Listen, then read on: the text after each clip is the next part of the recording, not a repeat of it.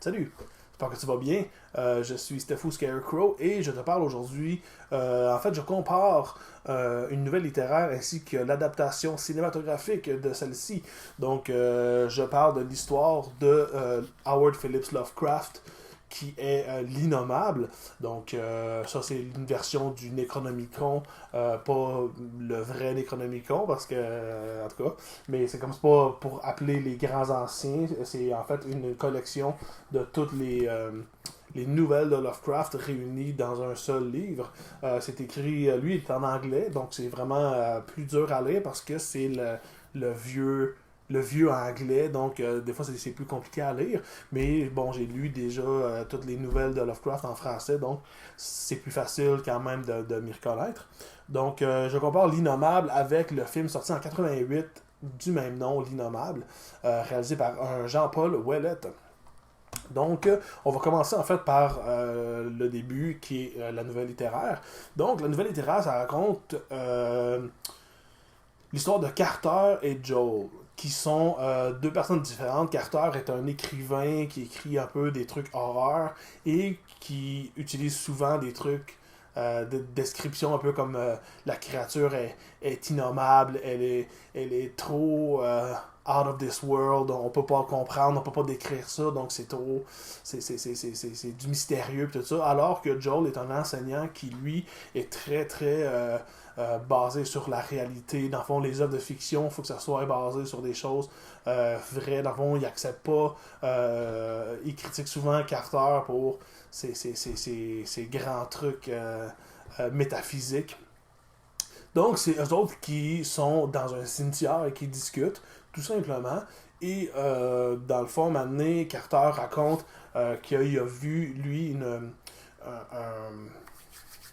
un journal ancien, il a pogné un journal ancien qui racontait une histoire, puis lui, il l'a utilisé pour une de ses œuvres. Puis ça racontait l'histoire que dans une maison, il y avait un homme qui avait enfermé une espèce de monstre innommable dans le grenier. Finalement, le monstre l'avait tué.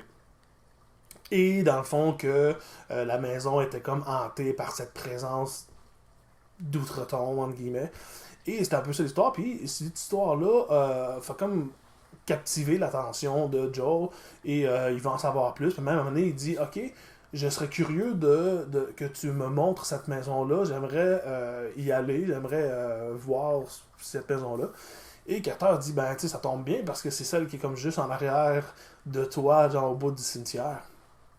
Fait que là, ils font comme, ah, ok, ils parlent de ça un petit peu, puis finalement, maintenant, ils se font attaquer par une créature qui sort de nulle part.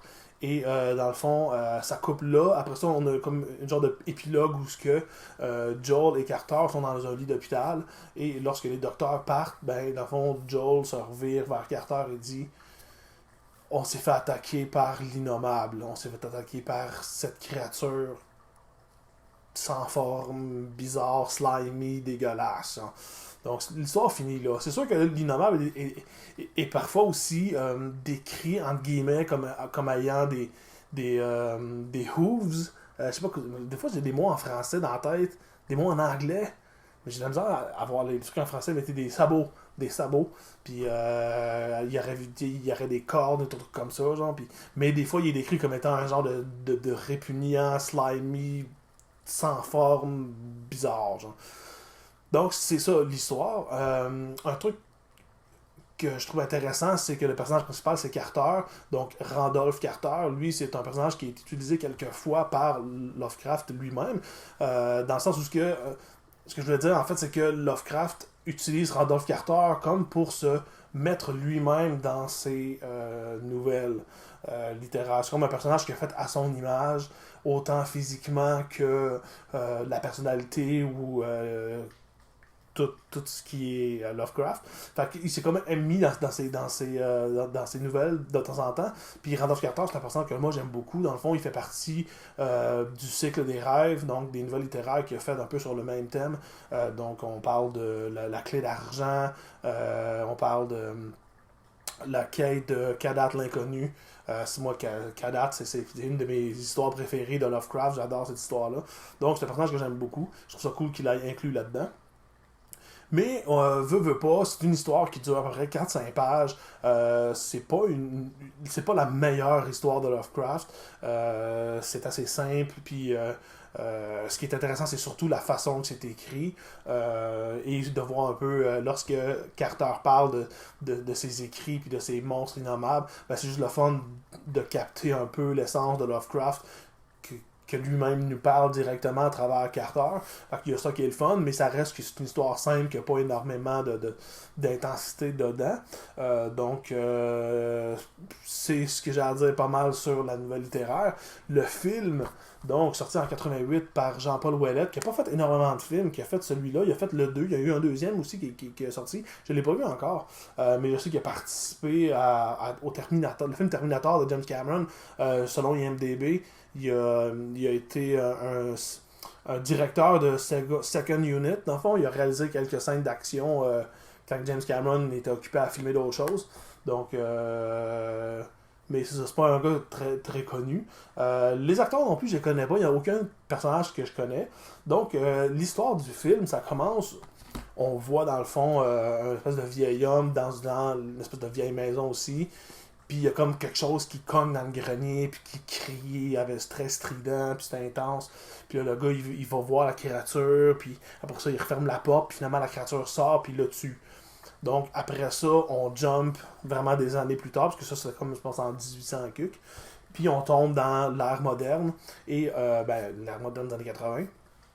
Et on voit trois personnages, donc Carter, Joel et un autre qui s'appelle Howard, Philip Lovecraft. Mais dans le fond, ils font comme parler dans un cimetière, puis ils racontent justement l'histoire de ce qui s'est passé.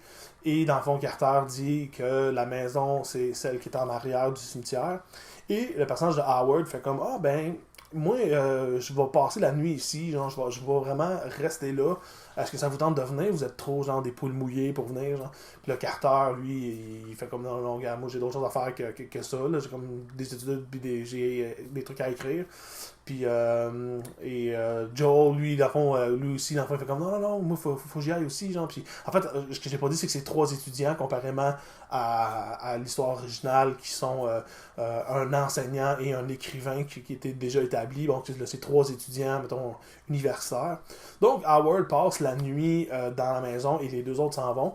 Howard se fait tuer par une créature étrange.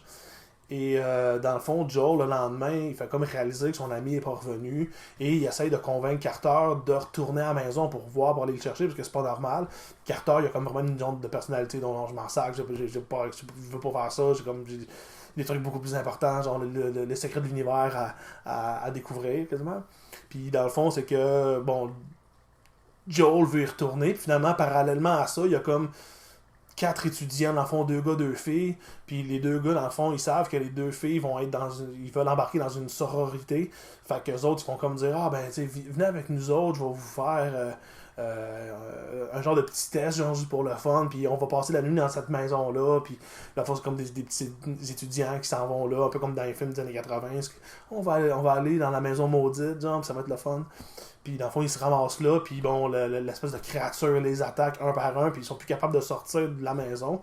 Puis parallèlement, à un moment donné, Joel réussit à convaincre Carter de retourner à la maison, fait que les deux y vont également. Donc, c'est à peu près ça, dans le fond. Là, il y a comme la confrontation des gens, des étudiants, versus l'espèce de créature qu'on voit sur la pochette. Donc, c'est à peu près ça, l'histoire. Bon, est-ce que c'est un bon film? J'ai une relation vraiment particulière avec ce film-là. Parce que la première fois que je l'ai vu, c'était à l'époque où je découvrais Lovecraft, puis j'avais vraiment haï ce film-là. J'avais trouvé que c'était comme vraiment n'importe quoi, puis ça avait pas la touche Lovecraftienne. La deuxième fois que je l'ai vu, c'était il y a peut-être une dizaine d'années, puis quand je l'ai revu, j'ai fait ah non, finalement, c'est cool, c'est un bon film, c'est le fun, c'est intéressant, c'est comme il y a un peu de comédie, puis en même temps, la créature est cool, puis après ça, puis je l'ai revu récemment aussi, quand j'ai acheté cette belle version Blu-ray que voici, et j'ai été un peu plus sur la ligne, ce coup-là, j'ai fait, ouais, il y a beaucoup de points positifs, mais il y a des points négatifs aussi. Fait que dans le fond, tu sais, j'ai bien aimé l'acteur qui fait Randolph Carter. Le gars a vraiment compris l'essence le ton, et il joue le personnage de Randolph Carter vraiment, vraiment très bien. Il s'appelle Mark Kinsey Stevenson. Donc, très, très bonne performance de cet acteur-là. Les autres aussi sont bien, mais c'est sans plus. C'est comme normal, années 80. La créature est vraiment cool. Mais en même temps, c'est comme particulier parce que, tu sais, comment tu peux traduire quelque chose qui est innommable, qui est comme sans forme, ou qui est comme indescriptible, puis que tu lui donnes une forme et que tu le rends descriptible, parce que je pourrais décrire le monstre, même si, mettons que là je vous ai montré l'image, mais je pourrais très bien décrire le monstre. C'est comme une genre de monstre fille qui est super maigre, qui a la genre de peau blanche avec du poil, qui a des grosses dents, puis elle fait comme des cris super stridents. Tu sais, elle est facile à décrire, mais c'est ça le problème de l'univers de Lovecraft versus les films, parce que Lovecraft dealait avec des trucs indescriptible, tu sais, que à un seul regard peut rendre un homme complètement cinglé.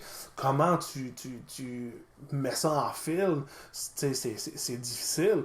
Mais je peux quand même dire que la créature, elle look vraiment, vraiment beaucoup. L'actrice qui fait la créature, je trouve qu'elle a fait une performance vraiment incroyable. Elle est vraiment très bonne. On voit pas non plus la créature tout le temps, fait que c'est pas un over the top tout le temps, mais quand on la voit, elle est vraiment, vraiment nice. L'espèce de subplot des 4 étudiants qui vont là pour un peu un genre de t'es pas game de venir, quoi de même. Tu sais, c'est comme pas super intéressant, c'est vraiment moyen. Puis surtout que ça n'a pas la touche Lovecraftienne, ça n'a pas. Si mettons ça aurait été juste Carter puis d'autres personnes qui ont un intérêt vers les trucs cosmiques ou whatever, ça aurait passé, mais là c'est comme c'est vraiment l'espèce de pattern années 80 des étudiants qui s'en vont quelque part, puis finalement leur innocence, leur stupidité a comme les a mis dans le pétrin. Fait que tu sais, ça downgrade le film en quelque chose de plus commun, alors que la performance de Randolph Carter et la créature l'amènent un petit peu au-dessus. Donc c'est vraiment un étrange mix. Également, je peux dire que j'ai pas trippé sur la fin du film. Bon, encore une fois, je fais des spoilers. D'habitude, dans la vie, j'essaie de pas en faire, mais bon, j'en fais ici, parce que faut parler des films. Tu sais, un truc que j'ai aimé, puis que j'ai pas aimé par rapport à la fin, ok? Un truc que j'ai aimé dans la fin, c'est que Randolph Carter, dans l'espèce de maison, découvre le Necronomicon, donc, qui est présent dans la majorité des... non, pas la majorité, mais qui est présent énormément dans le monde de Lovecraft. Il découvre le Necronomicon, il lit des trucs, finalement, il est capable d'ouvrir les portes, parce que, bon, je l'ai pas dit, mais les portes, une fois que le monde soit rentré, ben, les portes se barrent automatiques, dû à une espèce de pseudo-magie, genre, qui est pas très, très expliquée. Puis, lui, de fond, Carter trouve la façon d'ouvrir les portes, il s'en va dans une espèce de tombeau qui va comme ouvrir, qui est à côté d'un gros arbre, puis il rentre dans le tombeau, puis il rentre en dessous de la terre avec le Necronomicon, puis il dit qu'il a trouvé la façon de survivre. Ça, j'ai trouvé ça bien parce que ça fait référence à une histoire qui est pas l'innommable, qui est une autre histoire avec Randolph Carter, où il est avec un professeur et il rouvre un espèce de tombeau, puis c'est le professeur qui rentre en dedans, puis qui se fait attaquer par des créatures, puis Randolph il essaie de le sortir, mais il s'est fait dire de pas le suivre, fait qu'il reste, tu sais, ça a comme fait un autre clin d'œil à une autre histoire de Lovecraft, fait que ça, j'ai trouvé ça quand même intéressant. Mais, dans le fond, ce que j'ai pas aimé, c'est que, un coup qu'il s'en va en dessous, dans le fond, c'est ce qu'on apprend, c'est qu'il fait une espèce de truc magique qui fait comme dire des mots magiques, puis dans le fond il y a l'arbre qui est à côté qui fait comme bouger, puis fait comme frapper dans la fenêtre, puis fait comme pogner la créature innommable, puis l'amener, puis après ça dans le fond les deux survivants dans la maison, un gars puis une fille, font comme sortir de la maison, puis Randolph Carter sort aussi, puis finalement c'est comme ça a été sauvé, puis le film finit de même, parce que les héros ont survécu. Mais c'est comme, je sais pas, le fait que c'est un arbre qui pogne la créature, je trouve que c'est comme lame. Je trouve ça plate. Je trouve ça... C'est comme une miss opportunity d'avoir fini ça autrement. Puis en plus, tu sais, en tout cas, comme je dis, j'essaie de pas trop être puriste en termes de Lovecraft, mais en même temps, si t'adaptes Lovecraft, adapte son ton, adapte son style d'histoire. C'est une histoire souvent finissent mal. Puis même si, mettons, ils ont réussi à sortir, mettons, tu sais, qu'ils restent mentalement, genre, fucké, ou je sais pas, tu sais, mais je sais pas, il y a comme un feel à la fin que j'ai comme trouvé que c'était comme un peu ordinaire. Fait le film, je trouve, veut pas, je te trouve qu'il vaut la peine. Je le conseille. Il y a quand même les points qui sont positifs. C'est des très bons points positifs.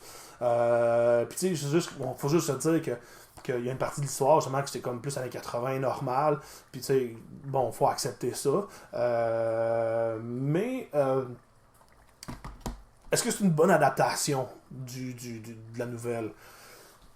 Tu sais, c'est super dur pour moi de dire oui ou non. Tu sais, parce que la scène de la nouvelle se retrouve au début du film. Fait que puis la scène est bien adaptée, même si dans le film t'as 3 personnages, l'autre t'en a 2, c'est pas grave, tu sais, reste que l'essence est comme là aussi, puis c'est respecté quand même, mais c'est que en, fait que pour ça, je peux dire qu'il est bien adapté, parce que les trucs présents dans la nouvelle se retrouvent dans le film, fait que c'est correct, mais en même temps, le ton, tu sais, ce qui fait une œuvre Lovecraftienne, c'est pas dans le film nécessairement. Fait que de ce point de vue-là, je peux dire que c'est pas nécessairement une bonne adaptation. Mais en même temps, j'ai dit un peu la même chose par rapport au film que j'ai parlé, là. Voyons, avec Ashley Lawrence. En tout cas, je n'ai déjà parlé d'une adaptation, puis elle était pas super bien adaptée, mais je disais que c'était une bonne adaptation. Fait que je peux être conséquent puis dire que malgré tout, je pense que c'est une bonne adaptation parce que, comme je dis, les trucs présents dans la nouvelle sont présents dans le film. C'est juste qu'ils ont pris des libertés par après. Mais en même temps, il n'y avait pas rien pour continuer ça. Mais en même temps, ça me fait poser la question, est-ce que ça vaut la peine d'adapter une histoire comme L'Innommable, qui est comme très courte puis qui se passe pas grand-chose, dans un long métrage, alors qu'il y a comme tellement de nouvelles qu'il a écrit qui peuvent se faire adapter. Donc, c'est un choix quand même que je trouve étrange, mais je trouve que c'est un film qui vaut le détour, puis surtout si vous êtes amateur de Lovecraft, c'est quand même une porte d'entrée qui peut être intéressant envers les nouvelles aussi. Fait que c'est un film que je conseille, mais je paierais pas, mettons, 50$ pour l'avoir. Mais encore une fois, je pense que si vous regardez sur Tubi, je le dis souvent, mais Tubi, c'est comme une des meilleures plateformes pour les fans de films d'horreur. Il y a tellement de bons films là-dessus, ça vaut la peine de regarder. Puis souvent, L'Innommable est dessus, donc ça vaut la peine d'y jeter un coup d'œil. Donc, sur ces belles paroles, je vous dis rock and roll.